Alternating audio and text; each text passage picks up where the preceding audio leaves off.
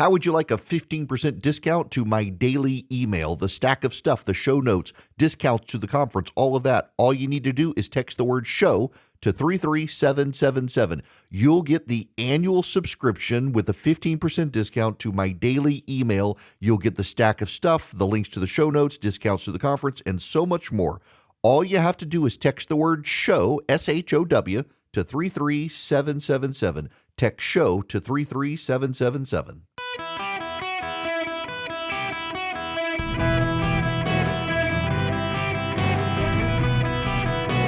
Welcome to the Eric Erickson Show podcast, Hour 1. My fellow Americans, welcome. It is Eric Erickson here across the United States of America, and I am delighted to have you with me. Gloomy day here in Middle Georgia. I hope you got blue skies where you are. The phone number, 877-973-7425. I'm going to play you a lot of audio right now. I'm going to flood the zone with a number of pieces of audio because I have a point that needs to be made, particularly for those of you who are left of center. The point's got to be made. I'm trying to do an intervention because I love my neighbor. I hope you don't take the advice because it's actually solid advice. But you people need some help. I begin on MSNBC with Judge Michael Luttig in conversation. Well, that question, whether Donald Trump will attempt to succeed himself in the presidency, is on the minds of virtually every American today, only 10 months in to his second term. There's a reason for that. The president's been in office approximately 10 months now. He began talking about a third term 2 months into that 10 months. That's Judge Michael Luttig, who got broken by not being appointed to the Supreme Court. Looks like it was a wise decision not to put him there by George W. Bush. This is Caitlin Collins and Senator Blumenthal on CNN. I'm seeking from those 37 corporations that are contributing $300 million, some of the major corporations in the United States, Meta, Amazon, Google, Lockheed Martin, information about how much each is actually contributing, who solicited them, what kind of agreements they anticipate or enter into in return, whether there's some kind of quid pro quo or pay to play. The American people deserve to know whether or not there has been some kind of shakedown in effect. And knowing the way that Donald Trump operates, there may have been some agreement, implicit or indirect. That's Senator Blumenthal about tearing down the East Wing of the White House. Let's go back to Mr. Graham of The Atlantic. When I talk to experts, including experts who are very worried, none of them thought there wouldn't be elections. And partly that's because even competitive authoritarians, the sort of modern day authoritarians, like elections. It gives them a sort of impression of legitimacy. But what you do is you tilt the playing field all along. So you start out by, for example, arresting people like James Comey to intimidate the opposition and make other people think they might not want to get involved in the political arena. That's MSNBC. One more, Eddie Glaude from MSNBC. Absolutely.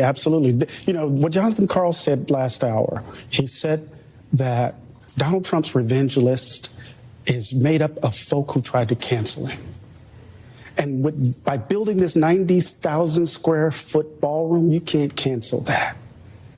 That's him. And last one, this is Alexis Coe, a historian on CNN. We have a president, and then that is supposed to be the leader. That is the democratically elected leader of what is now the longest running republic in the history of the world. And perhaps, the providence is that at 250, it's no longer. But the president should not, the Constitution is really clear. You are elected, you can serve a certain amount of time, and then no longer. And I think that there are, as Bannon threatened, I would say, we do have to take this quite seriously. We should view it as a threat. There are patterns that are established, and we should look at them. That's the commentary on CNN and MSNBC. We are on the 28th day of a government shutdown, and the progressive producers of the TV news would rather talk about tearing down the East Wing of the White House or Donald Trump suggesting he might get a third term rather than talk about the government shutdown. That's how well this is going for the Democratic Party. The Democrats want credit for shutting down the government from the activist left-wing base. They want no blame for shutting it down from the public. As a result, they simply don't want to talk about it on television. They want to play the outrage mode. By the way, there was one person in the national news who understood what Donald Trump's been doing with his third term talk. Only one member of the mainstream media has made any honest sense about it. Over to you, Chuck Todd on CNN now. You're preserving and protecting the Constitution. What does the Constitution say? Right? If he were serious about his oath of office, he would say, of course I'm not running because the Constitution says so. Now, how do I look at this? I don't take this threat rather seriously for a variety of reasons. One is his own age and health. Two is his own valuability and unpopularity. But the other part is really what he's doing is he's trying to prolong lame duckism as long as he possibly can. Donald Trump's whole life has been about relevancy. The second he says this is it, he becomes the beginning of becoming irrelevant. This is what he fears more than death itself. And so I think that's what this is about, because the minute he doesn't, then people don't feel like they have to worry about him. This is more about controlling his own party, because the minute he acquiesces, then the floodgates get open and you start to see a whole bunch of people more worried about a post-Trump world than the current Trump world. Correct. Bingo. Ding, ding, ding, ding, ding. Donald Trump is going to become a lame duck. He is term limited by the Constitution of the United States. And it's not a coincidence that the Democrats, who poll less than a third of them have pride in their country, have any faith in the Constitution's ability to contain Donald Trump. They don't like America. They don't have pride in America. They don't like its institutions. They believe that the Constitution is illegitimate unless it gives them power. And so they can't fathom the idea that Donald Trump could be constrained by the Constitution, when actually what he's doing is he's just trying to put off the talk about 2028. Who's going to succeed him? On the plane, in the same conversation about being dismissive of 2028, he pivoted and said, well, I like the Vance-Rubio ticket. They'd be great. Pay no attention to that. Pay attention to the fact that he was somewhat non-committal about not running again. And again, all of this is to distract from a government shutdown. The Democrats are out of talking points. Here's what they could be doing. Carter's. Any of you have children? You probably got clothing from Carter's. Carter's is a clothing manufacturer that is laying off people. Do you know why they're laying off people? If you got my morning email, you know the answer. This is from the Wall Street Journal. Carter's said it would close 150 stores in North America and reduce its office workforce by about 15%, cutting roughly 300 positions as tariffs drag down its earnings. Carter's on Monday said it expects to incur a pre-tax earnings impact from additional tariffs imposed by the Trump administration of about $200 million to $250 million a year. The baby apparel company said it would close about 150 stores in North America after their leases expire over the next 3 years, up from its previous target of some 100 stores. The stores collectively represent about $100 million in annual sales over the last 12 months. For the third quarter, Carter reported net income of $11.6 million, or 32 cents a share, down from $58.3 million, or $1.62 a share. The year prior, net sales fell 0.1%. The company is having problems because of tariffs, but let's also be clear here. It's more complicated than that. There are more issues as well, management issues, among other things, but tariffs are having a real impact on Carter's. Here's another headline from the Wall Street Journal today. United Parcel Service, UPS, says it has reduced its management workforce by about 14,000 positions so far this year, and its operational workforce by 34,000 positions. The company disclosed the workforce reductions for 2025, which were a combination of layoffs and buyouts. We keep finding opportunities to bring costs down. We are positioned to run the most effective peak in our history. The chief executive, Carol Tomei, has been under pressure to reverse a long slump in the company's stock price. The pressure stems particularly from employees and retirees who have an outsized say under the company's unique shareholder structure. But wait, there's more. Amazon.com announced job cuts of 14,000 workers Tuesday, a first move in layoffs that are expected to affect as many as 30,000 corporate jobs, according to people familiar with the matter. The reductions are the latest cost-cutting move for the tech giant, which is seeking to slim down and conserve cash, people said. The planned cuts, which won't all happen this week, are expected to amount to roughly 10% of the online giant's corporate workforce. The thousands of corporate pink slips are going out Tuesday. They cut across the organization, hitting human resources, cloud computing, advertising, and a number of other business units. The total number of reductions hasn't been finalized. CNBC has a report out that a growing number of small businesses have frozen wage increases and frozen hiring because of the tariff burden on the small businesses. Mid-sized businesses as well are doing the same thing. By the way, on Friday, inflation was up 3%, higher than the Fed's goal of 2%, a little lower than expected. It was expected at 3.1. It's at 3%. That's still high. And by the way, thanks to tariffs, cutting off businesses wanting to pay raises, wages have now slipped beneath inflation again. So now inflation is rising more than wages, meaning the wage gap to prices is starting to grow again, which had not been the case. And what are the Democrats talking about? The East Wing being torn down. Donald Trump and a 2028 bid for the presidency. They could be talking about all the economic news out there and tying that to the shutdown and say, they've shut down the government until Donald Trump reverses the tariffs. But no. God forbid they talk about things that people actually care about and is relevant to people. The Republicans, you are blessed with the biggest idiots on planet Earth running against you. All of this bad economic news is starting to come out, and the Democrats don't care about any of it. They care about Donald Trump's third term, which isn't going to happen, and the East Wing of the White House, where everyone concedes they actually do need a big ballroom. The messaging from the Democrats is insane. And don't at me for giving them advice and trying to help them, because you know darn well they're not going to take it. They can't help themselves. The Democrats genuinely cannot help themselves. All they want is no blame for the shutdown that they themselves started. They don't want to talk about it. They could talk about the tariffs and they could talk about inflation, and the response would be, well, what are you going to do about that, people who brought us Joe Biden? And they have no answer for it. They have no platform for it. They have no way to contain the costs. After 4 years of Joe Biden, nobody would take them seriously. So their pivot is to talk about events that will not happen and things they cannot control. It's wild to watch the messaging of the Democratic Party right now. And they're shifting even this messaging. They're headed towards filibuster. We'll get there. Look, I got on TV right now, and Democrats are freaking out, calling Donald Trump authoritarian. Really? He's authoritarian. Not about the shutdown.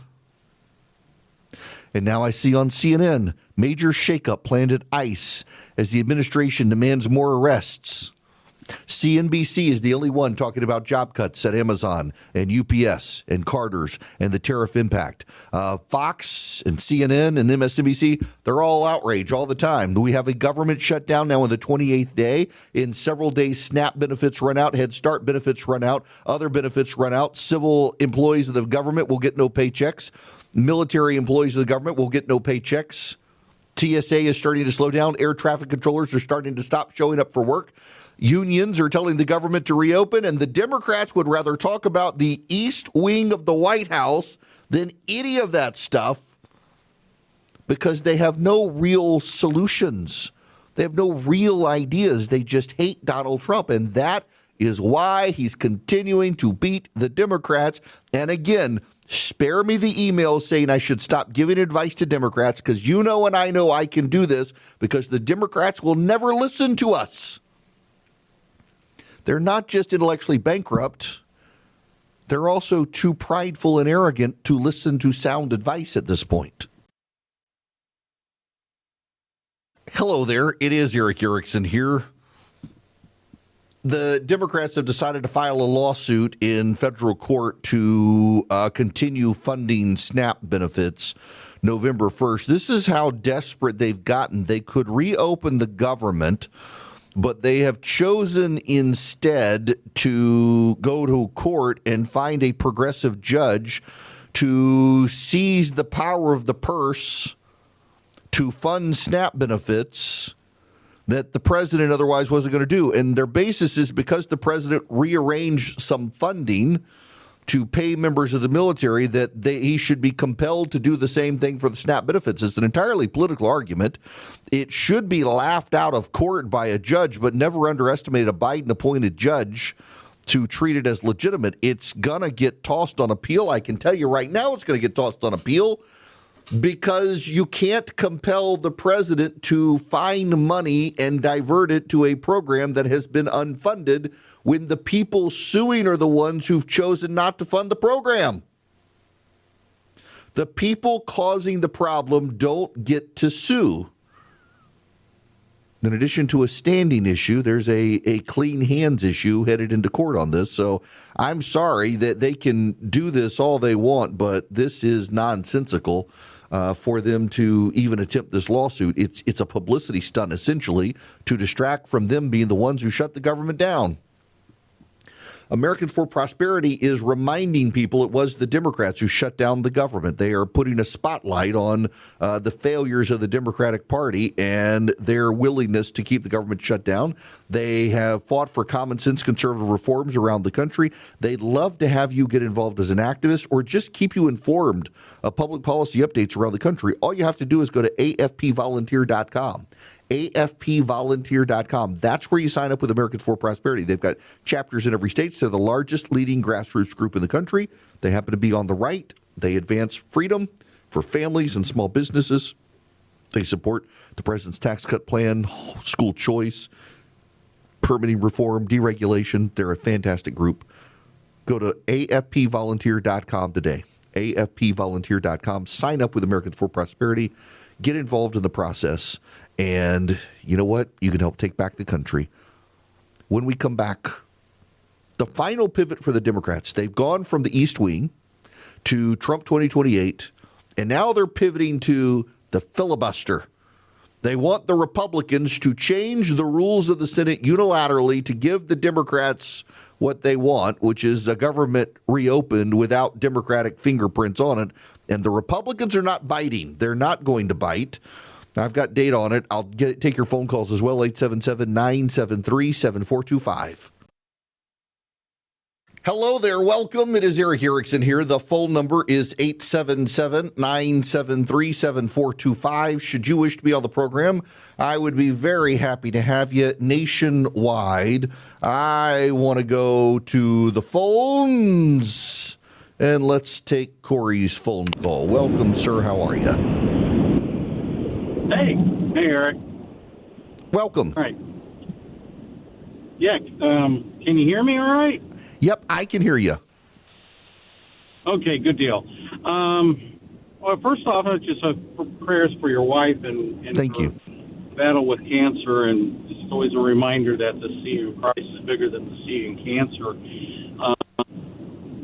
I don't know if you've talked about this before, but I'm thinking that why hasn't Trump considered the fair tax deal? I know his legislation that's been kind of like revamped over the years and presented, I guess, again in the 2025 form. I understand why he's doing tariffs, kind of, even out the playing field globally amongst trade, but if he ever had to walk that back in any shape, form, or fashion, I mean, the fair tax is something I think would probably give the United States government as much funds as it probably would ever ask.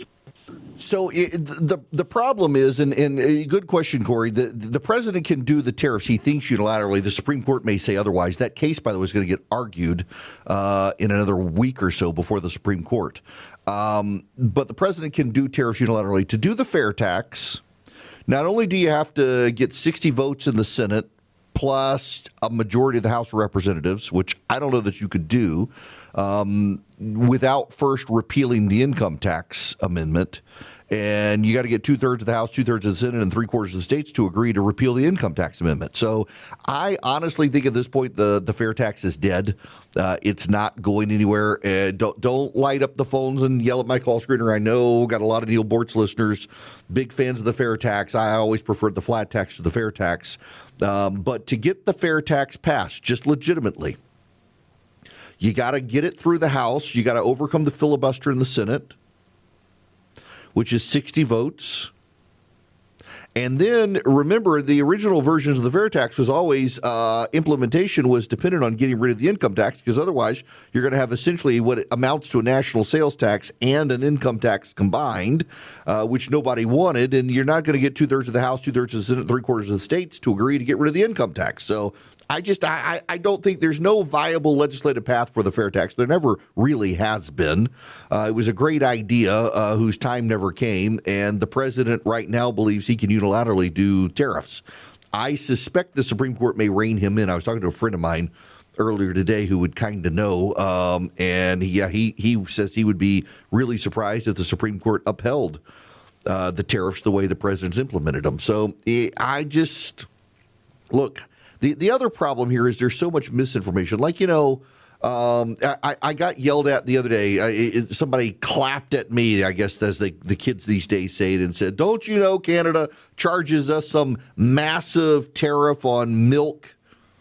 It's like, yes and no. And it's easy for you to say yes because you can point to it, but you can't point to the exceptions where, we set import-export rules with Canada, and we set the tariff so high that we don't actually run afoul of the tariff. So the tariff isn't never implemented, actually.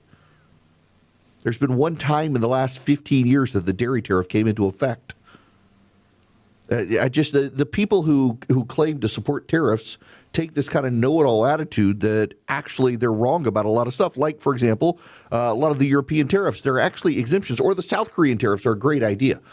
People say, well, the United States has to pay this massive tariff in South Korea, so we're going to do it, except we're actually exempted from those tariffs. It's on the books, but they're exempted as well. So we're not actually paying the tariff, but the supporters of tariffs point to it and say, see, this tariff, we're paying. No, actually, idiot, you're not paying the tariff. I know they're telling you you're paying the tariff, but you're not actually paying the tariff. We hadn't paid the tariff in 20 years. But God forbid you actually tell people the truth. They just want to hear it from their favorite politicians who lied to them, and they believe the lie. And now look what's happening. We've got layoffs at a number of companies now because the tariffs are causing them to restrain spending. But I digress. Tariffs are terrible economic policy, always have been. Even Ronald Reagan hated tariffs. Even when he implemented the tariffs, he did that one time on Japan and said he hated to do it because he didn't like tariffs. But there was that one time he felt he needed to do it. Now they're trying to revise the Ronald Reagan legacy to make him some sort of pro-tariff guy, when no, actually, he was the most free trade president we've ever had. Sorry, on my soapbox, I'll move on. We have to talk about real idiots now. The Democratic Party. These people are just stupid.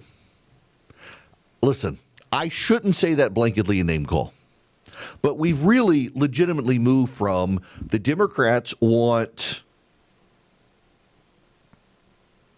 health care for illegal aliens, which is true, they do, to the Democrats want health care for everybody, to now the Democrats just want the Republicans to get rid of the filibuster. This has become the talking point. And it's one of the dumbest talking points that I have ever really encountered, because they keep shifting it around. And now they've decided that they want the Republicans to end the filibuster to help the Democrats out of their own problem. Last night on the Senate floor, Chuck Schumer said, quote, tonight, Senate Democrats will come to the floor and warn our Republican colleagues and the nation of the devastation Republicans are causing, and by doing nothing on health care, we will highlight the impact of surging premiums on families. We will share the stories we're hearing right now from people scared of premium hikes. That's what Chuck Schumer says. And I'm sorry, he said it last night, and they're going to do it tonight. They're going to come to the floor of the Senate tonight, and they're going to tell all these horror stories. Oh, the horror of all the people losing benefits, because the Democrats are the ones who shut down the government. And now they're saying, well, if the Republicans would get rid of the filibuster, they could reopen it. Let's get this straight. Democrats created the health care premium subsidy cliff that we're going off of. They voted to get rid of the health care subsidy themselves. Wasn't the Republicans. The Democrats gave the subsidy and voted to expire it. And now they're blaming the Republicans for letting it expire as the Democrats wanted.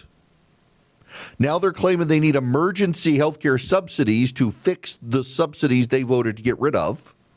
And then they're suddenly claiming, oh, well, Republicans, just get rid of the filibuster. Please get rid of the filibuster.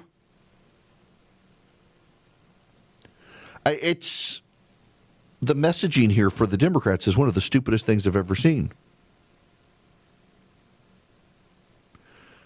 Now, the problem for the Democrats is very straightforward. The clean resolution from the House of Representatives is the only thing that can pass. Let me just analytically break this down for you. So, House Democrats have convinced themselves that if they fund the government, they're funding Hitler. So the House Democrats will not vote for any funding for anything because they're funding Hitler. That's their thinking. The conservatives in the House of Representatives will not add any funding to the continuing resolution because they're already hacked off that the continuing resolution is actually based on Joe Biden's budget, not Donald Trump's budget. The funding that is being advanced right now is being based on the Joe Biden budget. The last budget the Democrats approved when Biden was president and the Democrats were in charge, they got a budget approved, and that's what this continuing resolution funds. And the Republican conservatives are already mad at that, so they don't want to add any funding to it. I mean, literally, the continuing resolution is the continuing resolution the Democrats themselves drafted when Joe Biden was president. The Republicans just advanced the same language. They didn't redo the work, and the Democrats voted for it repeatedly. Now they're like, nope, we got to have all this other stuff. But you can't get that stuff out of the House conservatives. The House Democrats won't fund anything else because they think they're funding Hitler. So the only way that you can actually get this done is a clean continuing resolution in the Senate. Ro Khanna, who's a very progressive member of the House, but goes on Fox News, was on with Maria Bartiromo. Just listen to this exchange. But Congressman, isn't it true that you have already voted for a clean CR under the Biden administration? This is the same CR? It is in terms of a clean CR, but that was conditional at this point on the tax credits being extended. We can't have a situation where we have tax breaks for the billionaires. By the way, they can pass this. I made this point many times with 51 Senate votes and the House and have an exception to the filibuster like they've made to pass Trump's judges and appointees. So, look, I call balls and strikes. I've given the president credit where it's due. This is a case, though, where we need to extend the health care tax credit. So you got that. Yeah, I voted for it repeatedly. And by the way, he voted to also get rid of the health care subsidies. And now he's like, the Republicans, they can just get rid of the filibuster. They can get rid of the filibuster. The Democrats want the Republicans to get rid of the filibuster because the Democrats know they don't have the votes to get it done. That's a big key here that you on the right are missing. The Democrats have pivoted from health care to SNAP benefits to just get rid of the filibuster, because the Democrats know they don't have the votes themselves to get rid of the filibuster. So for all the people saying, well, the Republicans might as well get rid of the filibuster, the Democrats are going to do it when they get back in power. The Democrats tried last time, and they didn't have the votes. In fact, you had what's her name from Arizona, and Joe Manchin from Kristen Sinema, and Joe Manchin from West Virginia.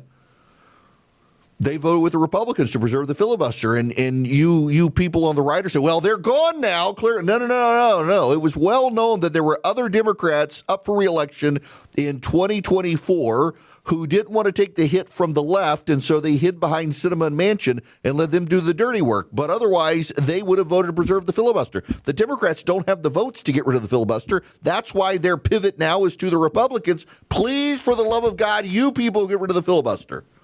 The Republicans aren't going to get rid of the filibuster. By the way, this reminds me, I got to correct myself from yesterday. I said Harry Reid was from Utah. He's from Nevada. I knew that. I said Searchlight, but brain fart. Anyway, correct myself here on the show. Never say I don't correct myself. I do. The Democratic talking points have been all over the place. It's the problem with shutting down the government and not wanting to take blame for it. Say what you will about the Republican shutdowns, but the Republican shutdowns always had a core connected message. It was, you got to repeal or fix Obamacare. It was, the debt's too high, we got to do sequestration. It was, you got to build and fund the border wall. With the Democrats, it's, we got to stop Donald Trump tearing down the East Wing. Oh, wait, it's 2028. Oh, wait, it's healthcare. Oh, wait, it's SNAP. Oh, wait, it's the filibuster. They haven't been consistent. I just, and again, just step back from this. As someone who very successfully ran political campaigns, who actually knows a thing or two about politics, running for office, campaigning, and messaging, I'm honestly flabbergasted that the Democratic messaging on this has been so all over the place. And I know what it actually is they don't want blame. They're hoping they can use the media to give Republicans blame. You know, they're mad at Margaret Brennan. I played you the clip yesterday, Margaret Brennan asking Hakeem Jeffries very difficult questions. And the Democrats were like, how dare Margaret Brennan ask these difficult questions? They're upset because she's on their side typically. She never asked the Democrats tough questions because she's so biased for them. And when Margaret Brennan is asking Hakeem Jeffries tough questions and putting the blame on the Democrats for shutting down, you know the messaging is changing. The unions are starting to say, just reopen the government, guys. Come on, you're not going to get anything from the GOP. And the Democrats are refusing to reopen things. They're trying to turn this into some sort of messaging battle, but they can't stay on the same message. Now they're off to just get rid of the filibuster. This isn't working for the Democrats. But here's the thing. What is the off-ramp for them? What is the off-ramp? They're going to reopen the government. They're going to do it without any deal from the Republicans. And they're going to get eaten alive by their base.